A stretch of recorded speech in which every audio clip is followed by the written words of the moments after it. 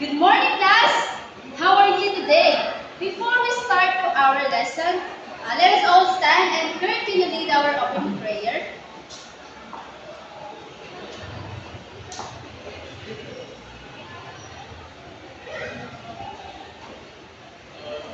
Amen. So before you sit down, check the alignment of your chairs and pick up the pieces of papers under your chairs. So, class monitor, do we have any absentees for today? I'm glad to hear that no one that absent for today. So I prepared here a classroom rules. First is raise your hand if you want to answer. Raise your hand if you want to answer. Second, listen carefully. Listen carefully. Third is respect each other.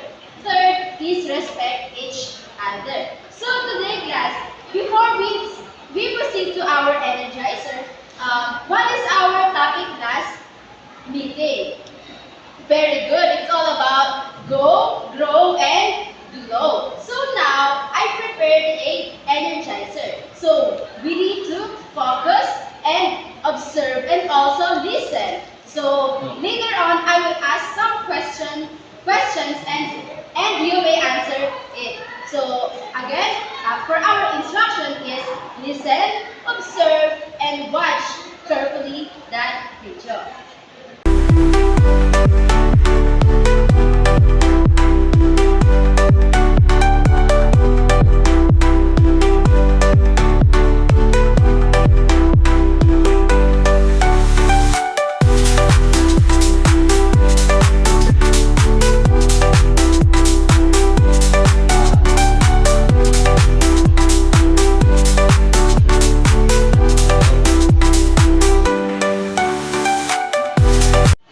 So class, what did you observe in that video?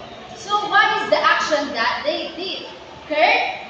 Jumping jack. Very good. Another, Jimboy? Marching.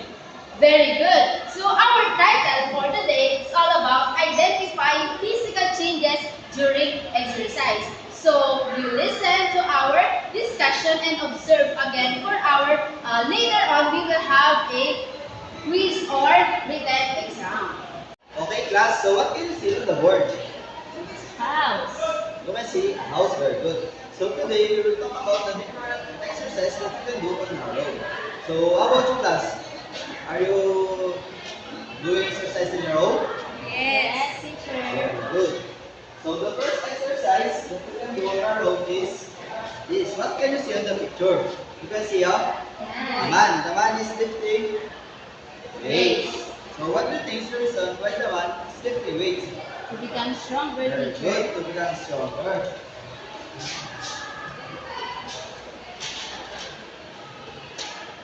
So this is the next picture. What do you think is this? What do you think kind of exercise is this? I think teacher, arm circle. Yes, very good, arm circle. So Sarah, can you put this on the board?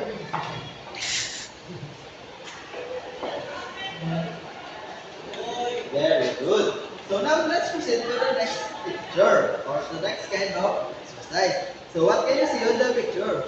Jumping jack. Jumping jack. Very good, Kurt. So Kurt, can you help teacher to put the picture on the board?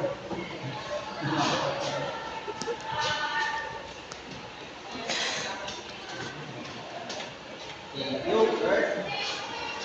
So now let's proceed to the next or to the last types of exercise. So what can you see on the board? Yes, Jenny. You can see March in place, marching teacher. place, teacher. So Jenny, can you help teacher the picture on the board?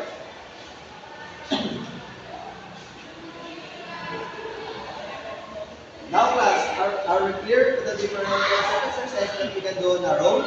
Yes, teacher. And do you think class, having an exercise is important? Yes, teacher. Why? Why do you think it's important?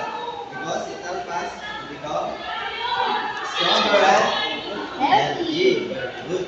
Okay, class. I will ask you some questions. First is, what is our topic that we tackled today? Yes, Sarah? Identifying physical changes during exercise, teacher.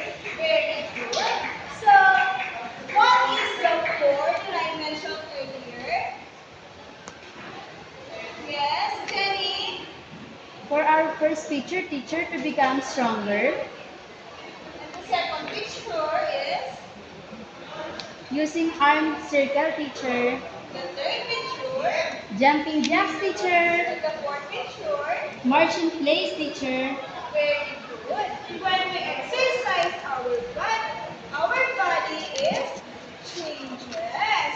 We may breathe faster, our hearts beat quickly, and we sweat. So these changes show that our body is working and getting stronger. So now, let's proceed to the group activity. I will group you into 4 groups. This is the group 1, group 2, group 3, and group 4. But before we proceed to our activity, I will read the instruction. And the group 1 is jumping jump in 30 to 40 seconds and observe changing in heart rate, if faster or slower. And for the group 2, arm circle do in 30 to 40 seconds and observe changes in muscle feelings. And for the group 3 is marching in place, march in place in 1 minute and observe changes in if sweating or warming. And for the group 4, stretching routine. Do a stretching exercise for 1 minute and observe changes in muscle feelings. If relax and stretch. And that's all. I will give you 5 minutes to finish the group activity. Very good, class. You all did great job. This is our rubrics for our activity. For your activity, what physical change is being described? I will give you 5 minutes to answer. Okay, very good. You did a great job. For your assignment, draw yourself doing an exercise like running, jumping, dancing. Write 2 to 3 sentences describing what happens to your body when you exercise. Again, for your assignment, draw yourself doing an exercise, running, jumping, and dancing. And write 2 to 3 sentences describe what happened to your body when you exercise. That's all for today. Thank you.